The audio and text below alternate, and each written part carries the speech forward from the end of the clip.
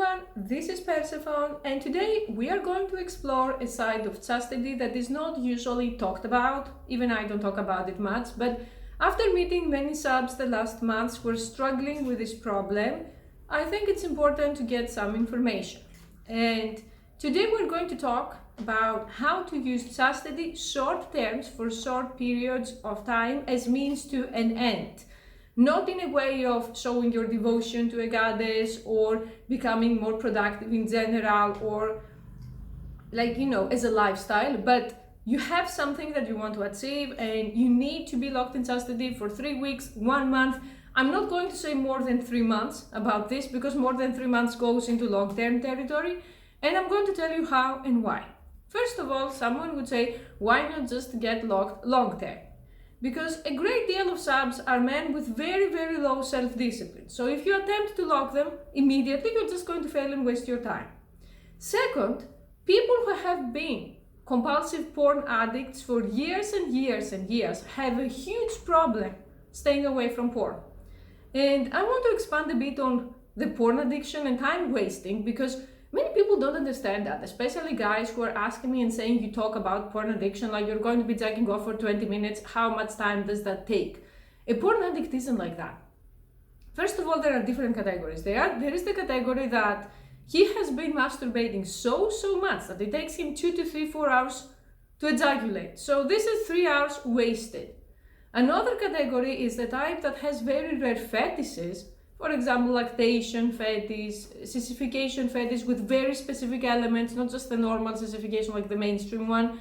And he's scouring the internet to find content that matches that, or he's ordering prepaid fetish content. And those men have told me, because I have very open conversations with them about addiction, I'm trying to also learn more to see how you can help them, that it takes so much time to find different material because again, I'm going to use lactation fetish, which is something that many of them obsess over. It's very hard to find women who are actually lactating and they're willing to make porn, or they have already made porn and uploaded it. I'm not talking about women who are role-playing it, because usually the actual fetishes, they want a woman who has given birth recently and is lactating. So they don't want to be watching the same things over and over, and they end up researching. Imagine someone researching for 3 hours to find a cam girl who was pregnant and she's willing to do that, to pay for a video, to wait for it to be delivered, and it's pretty much your entire life and your entire day revolves around it. As a result, first of all, usually you live in a basement with your mom, or your mom is upstairs, and second, you don't have any relationships with women. And somehow, miraculously, or because you have been working hard, you manage to land your first job, or there is this girl that you met online and she wants to meet you and possibly be in a relationship with you. So what are you going to do about the fact that you have been masturbating 6 hours per day? This is where short-term chastity comes in, which means you get locked up for a period of time that is going to allow you to somehow cut down on your porn addiction and be more productive. You are going to start this 2 or 3 weeks before the job starts or before the date, so that you have time to go through the original adjustment period of feeling uncomfortable because you are in chastity or feeling like it's a new thing, and see how it is.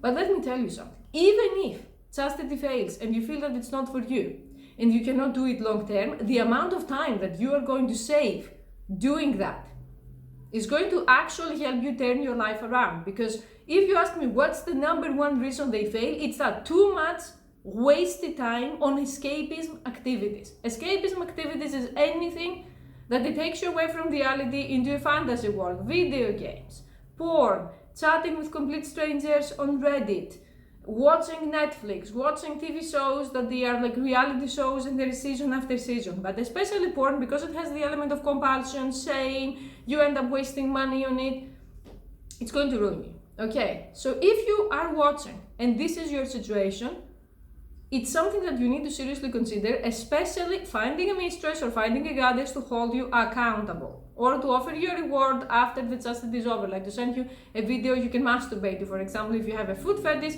she's going to say, if you manage to be a good boy and be locked for 3 weeks, I'm going to send you special content for you. Something like that.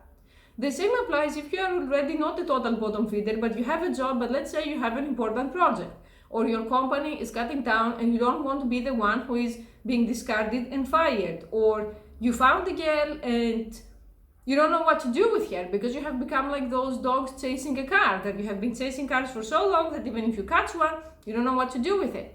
What I'm saying is that if you go to subreddits like Our Dead Bedrooms, which includes married men or men in long-term relationships, it's really sad and shocking to see that there are so many women saying that he can masturbate and have an orgasm with porn, but not with me.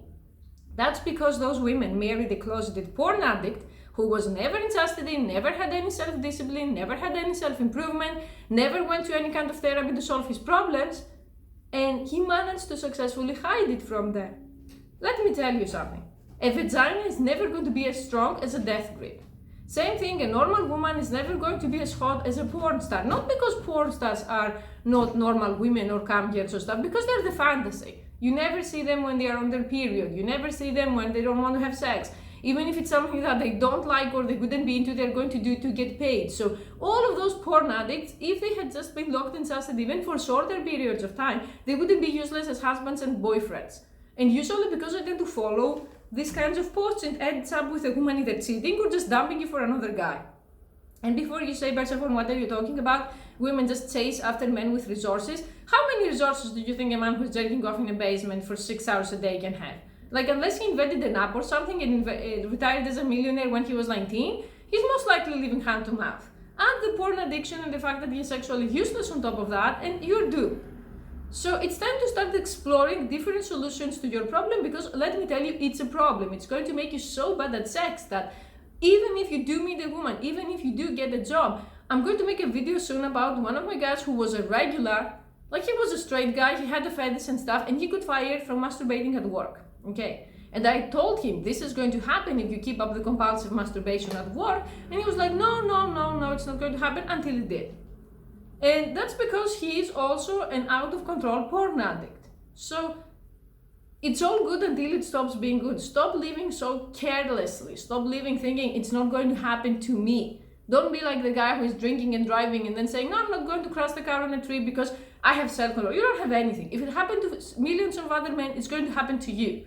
And it's really sad to have chances coming to your life, even very rarely, and then wasting them because you spend 3 hours a day searching the web to find porn that caters to your fetishes. Okay, so think about all of that, and whoever wants to contact me for any kinds of services, I'm going to tell you very, very openly now, there are 2 ways.